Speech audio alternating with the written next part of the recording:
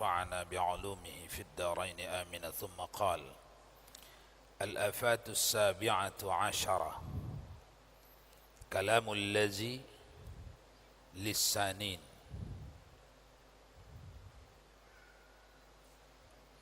Kebinasaan yang ke-17, yaitu perkataan yang mempunyai dua lidah. Perkataan yang mempunyai dua lidah, yakni seperti berulang-ulang antara dua orang yang berseteru, padahal berkata-kata bagi tiap-tiap satu daripada dua orang yang berseteru itu dengan perkataan yang masing-masing bagi keduanya itu. Dan yang demikian itu, yaitu hakikat orang yang munafik. Dan kata Ammar bin Yasir radhiyallahu anhu, qala Nabi sallallahu alaihi wasallam, man kana lahu wajhan fid dunya kana lahu lisanani min nari yaumil qiyamah. Sabda Nabi sallallahu alaihi wasallam, barang siapa ada baginya dua muka, yakni dua perkataan yang masing-masing bagi tiap-tiap satu daripada keduanya, daripada dua orang yang berseteru di dalam dunia, niscaya adalah baginya dua lidah daripada api neraka di dalam hari kiamat.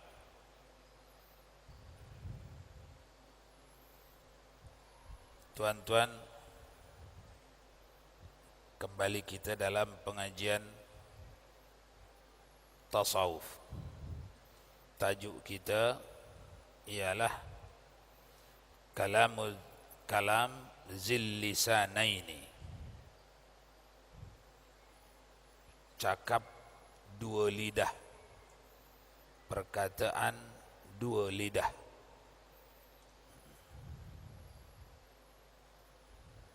Silakan lanjutkan baca, Ustaz Abdul Qahar.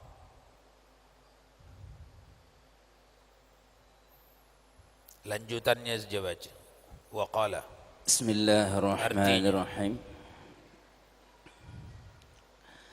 Artinya, sabda Nabi sallallahu alaihi wasallam, barang siapa ada baginya dua muka, yakni dua perkataan yang masing-masing bagi tiap-tiap satu daripada dua orang yang berseteru di dalam dunia, niscaya adalah baginya dua lidah daripada api neraka di dalam hari kiamat. Dan sabda Nabi dan Sayyidina Abu Hurairah radhiyallahu anhu, artinya sabda Nabi sallallahu alaihi wasallam lagi akan kamu dapat akan seorang yang terlebih jahat daripada segala hamba Allah Ta'ala pada hari kiamat itu, yaitu orang yang mempunyai dua muka, yakni dua perkataan yang datang ia akan orang yang mempunyai seteru dengan cerita seteru mereka itu dan datang ia akan orang yang lain itu dengan cerita seteru mereka itu. Dan pada lafaz riwayat hadis yang lain lagi akan kamu dapat akan seorang yang terlebih jahat daripada hamba Allah Ta'ala itu, yaitu orang yang mendatang kepada orang berseteru dengan satu muka, yakni dengan satu perkataan, dan mendatang kepada seteru orang itu dengan satu muka, yakni dengan satu perkataan yang lain. Sudah. Maksudnya ialah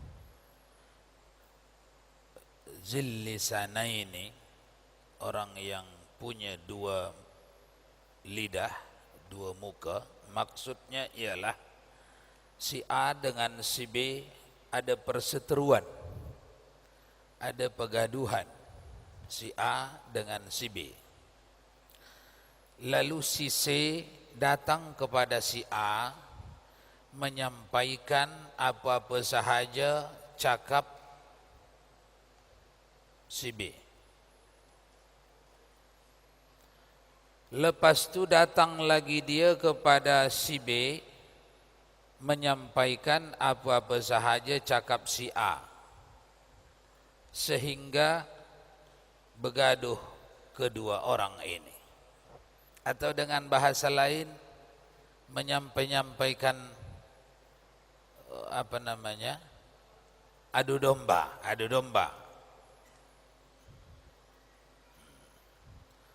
Adu domba ini, kata Rasulullah dalam hadisnya tadi, sejahat-jahat orang mukmin itu nanti di akhirat ada yang jahat. Sejahat-jahat orang mukmin yang kamu jumpai besok di hari kiamat, inilah dia orangnya. Pengadu domba. Adu domba namanya ya. Lanjut. Ada soalan? Kalau tak ada, lanjut. Bismillahirrahmanirrahim. Artinya, bermula kebinasaan yang ke-18 itu, yaitu memuji akan seorang dengan puji yang tiada sepatutnya bagi mereka itu. Ketahui olehmu bahwasanya di dalam memuji itu 6 kebinasaan. Yang 4 kebinasaan di dalam orang yang memuji, dan 2 kebinasaan di dalam orang yang dipuji itu. Adapun kebinasaan di dalam orang yang memuji itu, maka yaitu 4. Pertama, berlebih-lebih ia memuji akan seorang, maka menyebut ia akan sifat yang tiada ada kepadanya, maka yang demikian itu dusta, dan berdusta itu haram. Dan kedua, bahwasanya terkadang ia memuji akan seorang padahal menzahirkan seorang itu dan di dalam hatinya menyalahi akan yang demikian itu, maka yang demikian itu ria, lagi munafik, dan yang demikian itu haram. Dan ketiga, bahwasanya terkadang ia memuji akan seorang dengan sifat yang tiada diyakini di dalam hatinya itu, seperti dikatanya si fulan adil dan si fulan wara dan barang sebagainya, maka yang demikian itu tiada harus. Adapun ia memuji akan seorang dengan sifatnya ia akan dia, seperti dilihatnya akan orang sembahyang pada malam orang yang berbuat sedekah atau berbuat naik haji, maka yang demikian itu tiada mengapa. Dan keempat, bahwasanya terkadang memuji akan seorang yang zalim atau orang yang fasik, dan yang demikian itu membawa kepada suka akan orang yang fasik, atau membawa kepada menyukakan orang yang zalim atau orang yang fasik, dan yang demikian itu tiada harus. Sabda Sikit lagi Sabda Nabi SAW artinya bahwasanya Allah Ta'ala sangat murka apabila dipuji akan orang yang fasik itu. Dan kata Hasan Basri radhiyallahu anhu, artinya barang siapa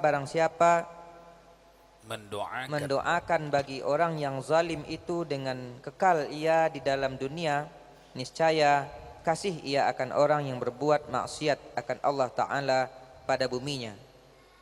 Dan seyogianya bahwa dicela akan orang yang fasik dan orang yang zalim itu, supaya jangan ia gemar kepada fasik dan zalimnya itu. Adapun sudah. Ini Al-Thaminata Asharata Al-Madah. Madah, memuji, puji memuji. Sekarang kita bicara puji memuji. Ada hukum yang terletak kepada orang yang memuji ini, ada hukum yang terletak kepada orang yang dipuji ini. Itu perbincangan kita.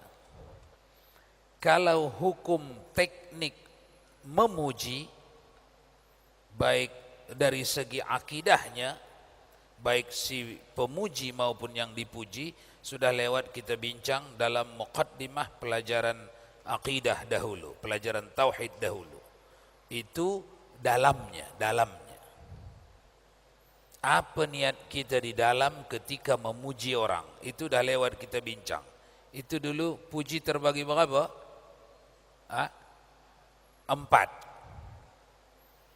Siapa yang memahami puji yang 4, maka setiap memuji dia sedang beribadat, dia sedang berpahala, dia membuat pahala. Siapa yang tidak memahami puji yang 4, boleh jadi setiap memuji orang dia tengah maksiat, buat dosa, atau ketika dipuji orang dia tengah maksiat, buat dosa. Itu yang dibahas rohnya, akidahnya. Ini yang dibahas efeknya, zahirnya. Apa namanya? Akhlaknya.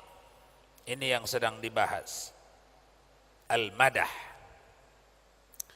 Ketahui olehmu bahwasanya di dalam memuji 6 kebinasaan. 4 kebinasaan di dalam orang yang memuji, 2 kebinasaan pada orang yang dipuji. Adapun kebinasaan di dalam orang yang memuji itu 4. Pertama, berlebih-lebih memuji akan seorang. Tak betul. Sikit kebaikannya tapi banyak disebut. Berlebih-lebih.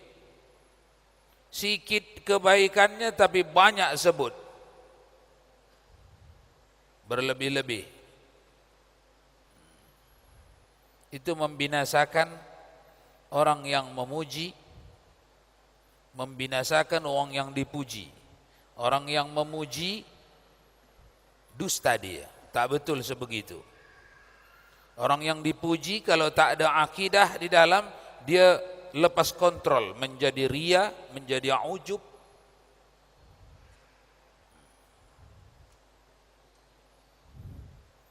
Maka yang demikian itu dusta, haram. Yang kedua, bahwasanya terkadang ia memuji akan seorang, padahal menzahirkan seorang itu di dalam hatinya menyalahi akan yang demikian itu. Ini peristiwa yang kedua. Bibir memuji tapi dalam hati tak memuji. Jadi orang ni apa namanya, manis-manis, apa namanya itu? Manis-manis kata, manis-manis mulut. Itu tidak dibenarkan di dalam Islam itu. Kalau memang tidak ada kemanisan, tak payahlah cakap manis. Kalau memang ada kemanisan, ceritakan manis, itu menjadi pahala sebab ada kemanisan.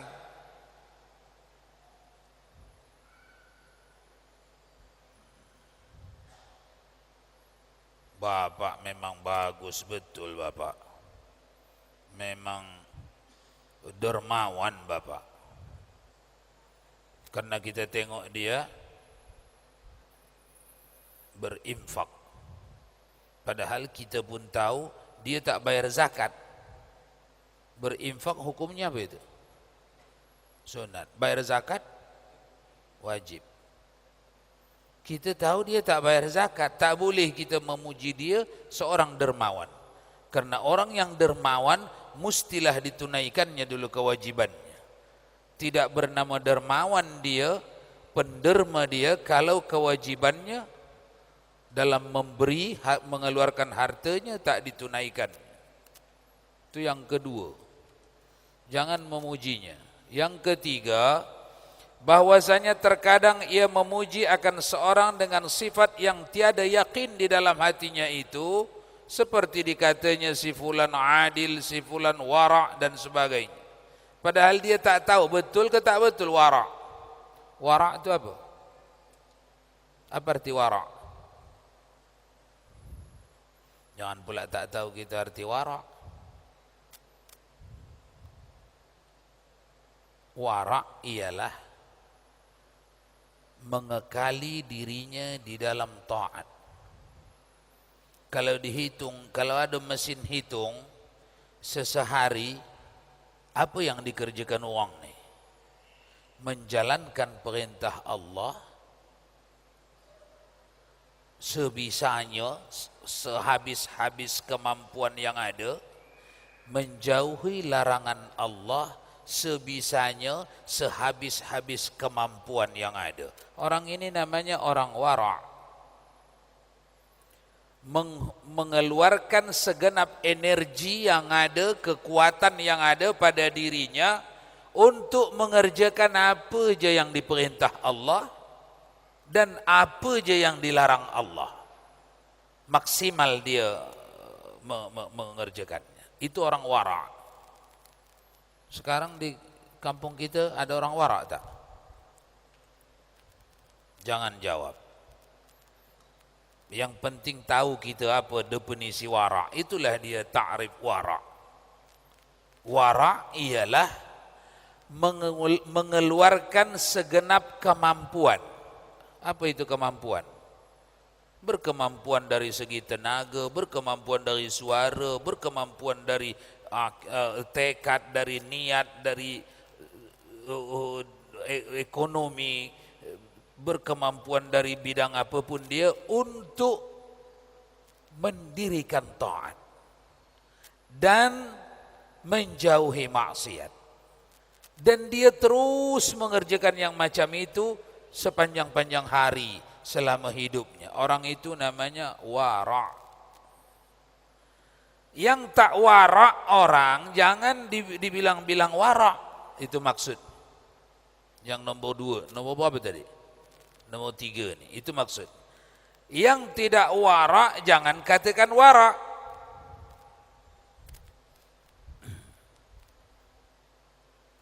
Yang tidak adil jangan katakan adil. Adil itu apa?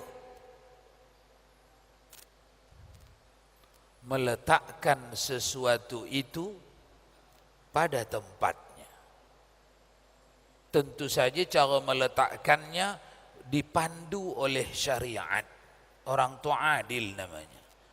Syariat pemandu dia sehingga kalau dia ni orangnya memang diletakkannya sesuatu itu pada tempatnya. Nya yang mana?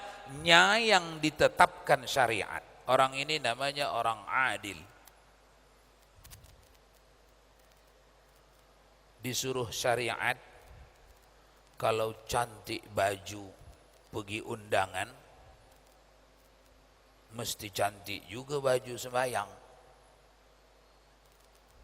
Kita kerjakan tak itu? Kalau kerjakan, adil kita dalam berbaju.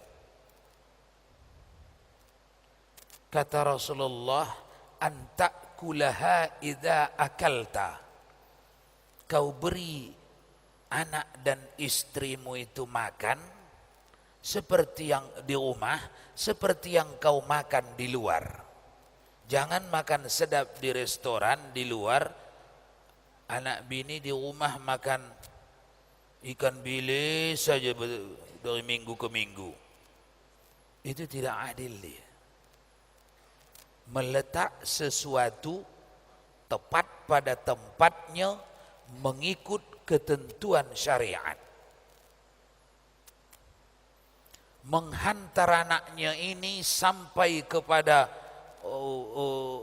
sarjana dalam bidang enjin atau bidang kedokteran atau bidang kelautan, dia mampu dengan segala tenaganya dan keuangannya. Tapi menghantar anaknya ini untuk mengenal Allah, hak-hak Allah. Mana itu hak Allah pada diri anak ni, mana hak Rasulnya, iman kepada akhirat tu apa, rukun sembahyang tu apa, ini hak agama. Menghantarnya itu dia tak hirau. Dia tidak keluarkan energinya untuk menghantar itu, dia tak keluarkan duitnya, dia tak sita waktunya, tidak. Tapi untuk menghantar anaknya menjadi dokter, menjadi engineering, menjadi insinyur, dia keluarkan duitnya, dia hantar, dia sita waktunya, dia mampu itu. Orang ini tidak adil. Tidak adil dia antara dunianya dengan akhirat. Itu adil. Jadi bercakap-cakap, oh, bapak itu adil tak? Oh adil, bapak itu adil. Kita tahu dia tidak adil dalam ini. Tak boleh kita katakan dia orang adil. Itu maksud.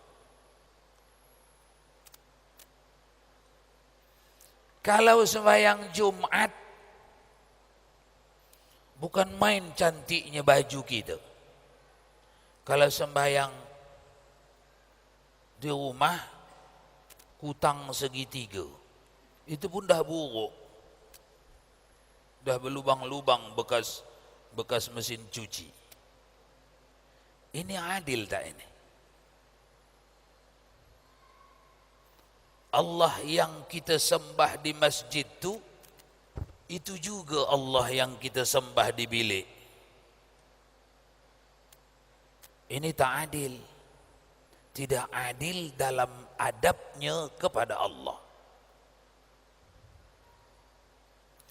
Kalau pergi ke rumah mentua, bawa oleh-olehnya banyak-banyak. Kalau pergi ke rumah ayah, ke rumah mak, bawa oleh-olehnya kecil-kecil, sikit-sikit. Ini tidak adil ini. Tidak adil. Orang ini tidak adil dalam menunaikan hak orang tua. Jadi tidak adil ini dalam banyak hal, karena syariat ini mengatur semuanya. Tidak ada satu jengkal bumi ini yang kosong dari hukum syariat. Tak ada itu. Tidak juga ada satu detik waktu yang kita lalui ini yang kosong dari undang-undang Allah. Tak ada itu. Tak ada itu. Jadi semua belahan bumi ini ada hukum Allah di sini. Dimanapun Anda duduk, apapun yang tengah Anda kerjakan, apapun Anda, sebagai suami, sebagai anak, sebagai murid, sebagai guru, sebagai masyarakat, semuanya ada hukum. Orang yang terus menerus meletakkan sesuatu sesuai dengan perintah agamanya, orang itu namanya orang adil. Sekarang kita ini orang adil tak? Jangan jawab. Bawa sendirilah pulang ke rumah. Renungkan masing-masing. Yang keempat yang dimaksud ialah bahwasanya terkadang memuji akan seorang yang zalim atau orang yang fasik, dan yang demikian itu membawa kepada suka akan orang yang fasik, atau membawa kepada menyukakan orang yang zalim atau orang yang fasik. Itu yang keempat. Jangan kata puji-puji orang yang tenggelam dalam maksiat. Dua kemungkinan yang akan terjadi kepada kita. Pertama, kita melegalisasi, membenarkan kemaksiatannya, sehingga dia akan terus di situ. Yang kedua, dikiranya kalau dia jahil, dikiranya itu tak maksiat. Karena Anda yang ahli ibadat pun memuji dia, menyukai dia, merestui dia. Jadi Anda yang taat beribadat, jangan pernah puji kemaksiatan atau sukacita kepada kemaksiatan, jangan. Karena ada dua kemelaratan akhirat di situ. Pertama, dia akan terus di situ karena dia kira itu betul. Kedua, dia akan terus di situ karena dia pun Anda sukai. Betulnya nih kerja saya nih. Buktinya Ustadz Abdul Qahar kata bagus ini. Hati-hati. Jangan sempat dikerjakan orang kemaksiatan lantaran dia bersandar kepada kita yang mana menurutnya kita mengerti hukum tentang itu, lalu menurut kita itu baik.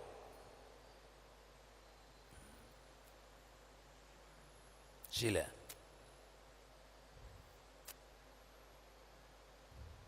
Bagaimana dengan memanggil untuk memuliakan. Contohnya kita panggil Ustadz, padahal dia mungkin bukan Ustadz, tapi penampilnya kayak Ustadz gitu. Gimana itu? Macam mana? Memanggil untuk memuliakan. Seperti kita panggil dia kawan Ustadz gitu kan, padahal dia mungkin bukan Ustadz gitu. Kalau ada unsur manfaatnya silakan. Kalau bermakna menghinakan jangan. Laqab itu namanya ya. Laqab. Laqab itu nama gelaran. Bahasa Arabnya laqab. Rasulullah memberi laqab-laqab kepada sahabat-sahabatnya sesuai dengan apa-apa kejadian. Hei bapak kucing. Sahabatnya dijumpainya mengantongi anak kucing. Apa di dalam poket awak tu? Anak kucing saya dapat tadi tepi jalan. Engkau bapak kucing ya? Besok-besok jumpa, hei bapak kucing. Hei bapak kucing. Kenapa? Menghinakankah kepada orang ni? Tak. Padahal bapak kucing. Kalau tidak, kenapa tidak menghinakan itu dulu? Karena sebelum kejadian ini Nabi sudah memuji kucing itu binatang yang ditundukkan Allah hatinya di dalam rumah manusia. Kucing itu binatang yang didekatkan Allah hidupnya dengan manusia. Kelihayannya sama dengan harimau, tapi dia tak macam harimau ganasnya. Sudah disebut Nabi, dipuji Nabi. Jadi disebut pun ini bapak kucing, tidak menghinakan dia. Karena binatang ini binatang yang dimuliakan, dihormatkan. Sebelum itu sudah dibagi tahu. Jadi tak menghinakan dia lah dipanggil bapak kucing. Jangan kita kiaskan ini kepada binatang lain. Nampak kawan ini jual ayam, bapak ayam. Ayam tidak ada pengecualian yang terhormat kepada dia. Jadi tidak akan bermakna memuliakan dia. Ini tokeh kambing, ayah kambing. Marah dia. Karena tidak ada kemuliaan yang dipuji pada kambing sebelumnya. Beza dengan ini. Alhasil, memberikan laqab boleh-boleh saja kalau laqab itu bermakna disukai. Bermakna disenangi.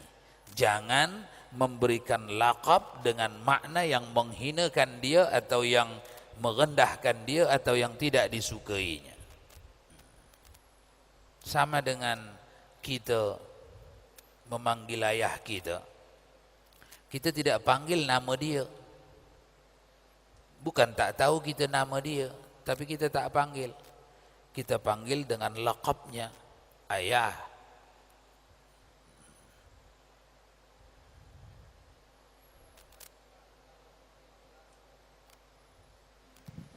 Assalamualaikum warahmatullahi wabarakatuh. Waalaikumsalam. Ada seseorang kawan yang dipanggil langsung kucing. Apa namanya? Seseorang itu langsung kita panggil bukan bapak kucing, tapi kucing. Oh. Macam mana tu Ustaz? Nama dia kah atau laqab? Ada ke tak ada nama dia? Ada nama dia tapi dia laqab. Kita je manggil dia si kucing. Ya betul. Laqab jugalah tu. Kira-kira menyenangkan dia tak panggilan kucing begitu?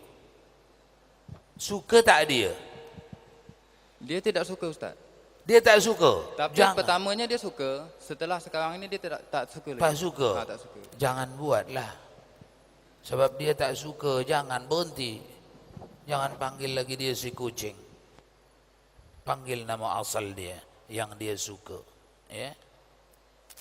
Jadi laqab itu diberikan kepada orang yang kita ketahui dia suka cita menerimanya. Jangan namakan orang dengan nama yang dia tak suka.